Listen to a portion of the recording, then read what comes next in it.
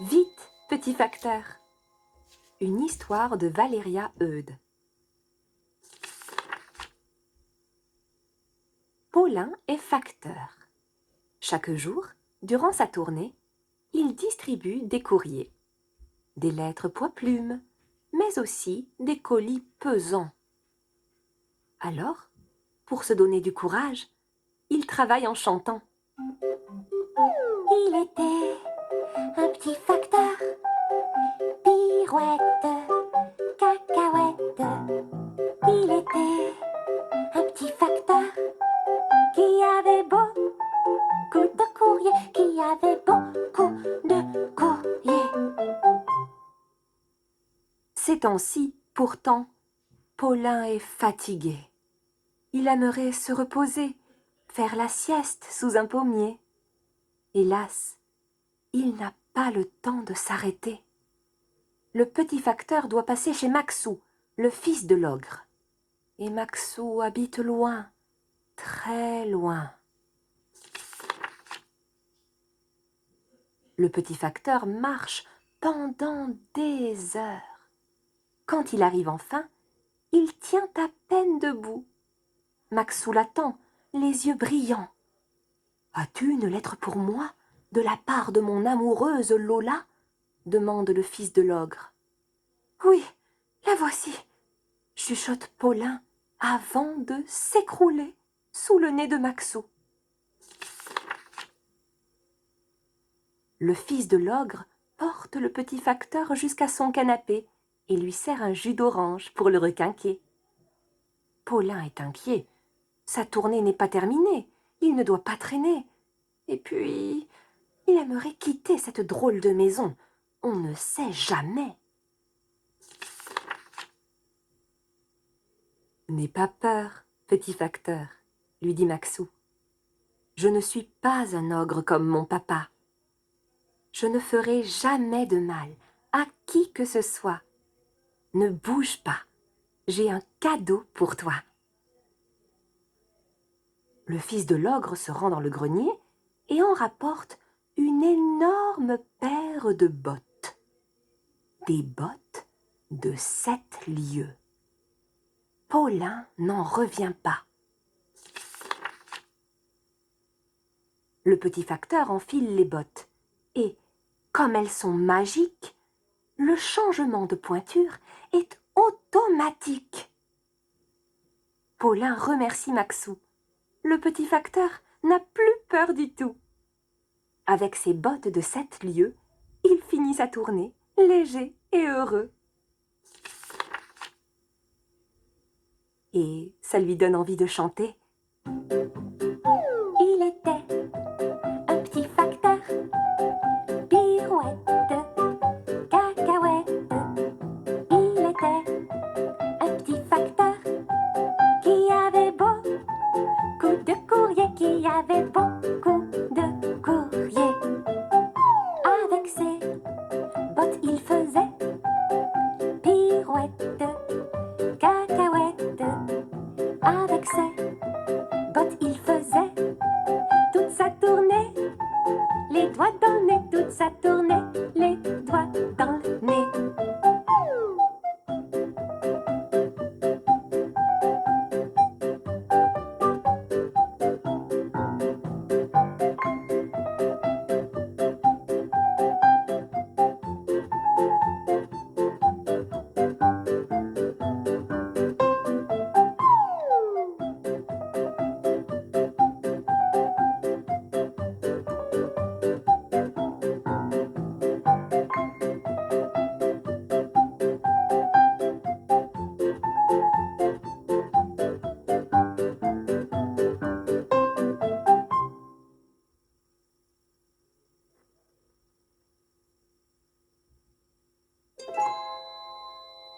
Non merci.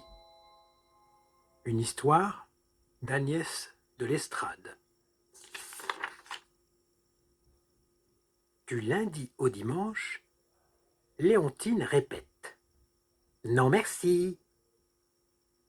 Le matin, au réveil, elle dit « Non merci, je ne mettrai pas ces habits ».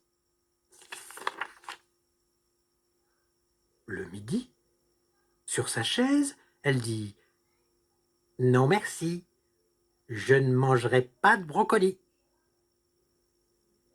Et le soir, au salon, elle dit « Non merci, je n'irai pas au lit. » Aujourd'hui, Léontine se rend dans la cuisine, attirée par une bonne odeur de crêpes. Comme il n'y a personne dans la pièce, Léontine va trouver sa mère. « Maman, dit Léontine, tu peux mettre du sucre sur ma crêpe ?»« Non merci, répond sa mère. Je lis une histoire. » Alors, Léontine s'en va trouver son père. « Papa, dit Léontine, tu peux mettre du sucre sur ma crêpe ?»« Non merci, répond son père. Je joue de la guitare. » Léontine s'en va donc trouver sa grande sœur. « Sœurette, dit Léontine, tu peux mettre du sucre sur ma crêpe ?»« Non, merci, répond sa sœur. Je fais mes devoirs. » C'en est trop. Puisque toute sa famille fait du vilain boudin, Léontine décide de se débrouiller. Hop! Sur la pointe des pieds, elle tend le bras vers le sucrier. Plus haut, plus haut. Ouf! Ça y est! Léontine réussit à attraper le précieux objet. Ouf! Elle recouvre sa crêpe de sucre, la roule, puis miam, la savoure. Et, tranquille dans la cuisine, Léontine mange une crêpe, puis deux, puis trois. La fillette s'apprête à déguster sa 4e crêpe quand ses parents et sa sœur montrent le bout de leur nez. Tous les trois la regardent, les yeux écarquillés. Sa mère finit par lui demander « Dis, Léontine, vas-tu enfin dire « oui, merci »?» « Non, merci, » répond Léontine, « parce que maintenant, je peux me débrouiller toute seule. J'ai grandi. »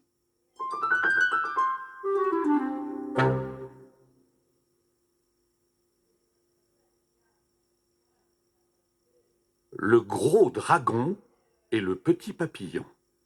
Une histoire de Marie Tiby.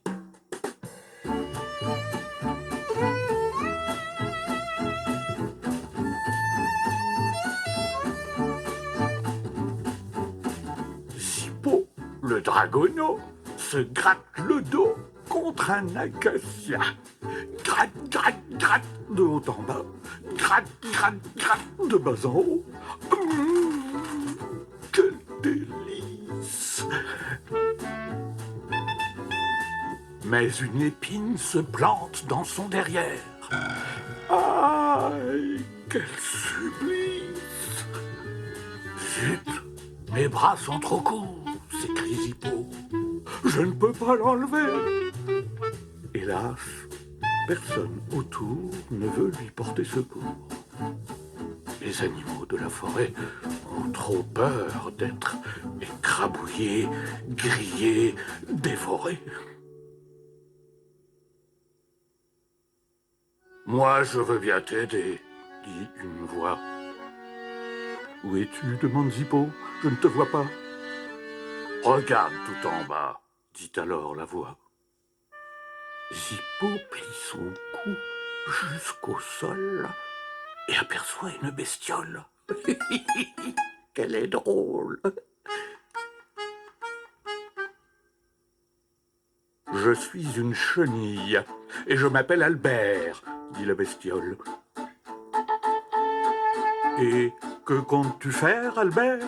Demande Zippo. Tu es minuscule. petit. D'accord, répond la chenille, mais pas bête. Si tu promets de ne pas m'écrabouiller, me griller ou me dévorer, je te débarrasse de ce bidule. Promis, dit Zippo, en soufflant un peu de fumée par les naseaux.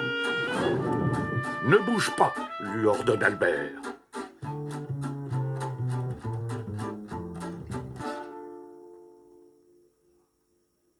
Puis la chenille rampe le long de la tête du dragonneau.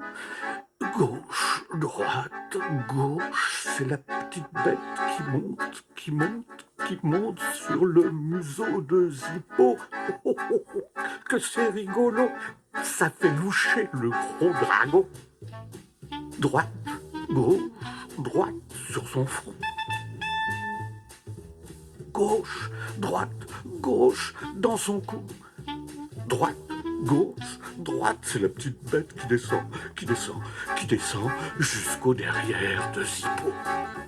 Et gnac, gnac, gnac, elle dévore l'épine en 3 bouchées. Quel délice!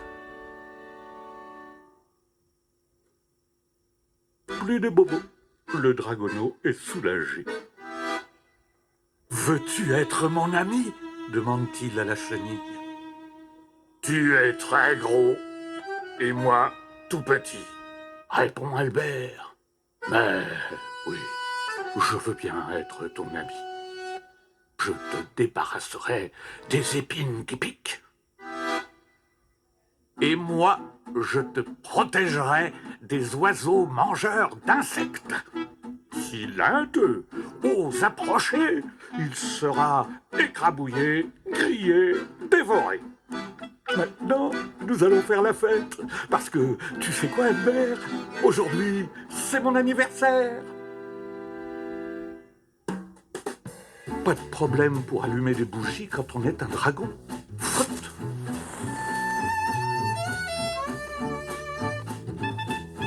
Pas de souci pour grignoter un gâteau quand on est une chenille. Crunch.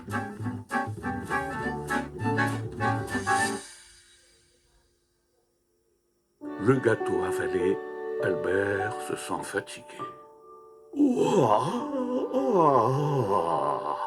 bâille-t-il, je vais me reposer. Et Zippo, le gentil dragon, veille sur son ami qui dort dans son cocon. Quelle surprise! Quand Albert se réveille de son long sommeil, il s'est changé en papillon. Un papillon qui peut jouer dans les airs avec son ami le dragon. Plus haut, plus haut, plus haut. C'est la petite bête qui vole, qui vole, qui vole à côté du gros. Et oh, quel super duo!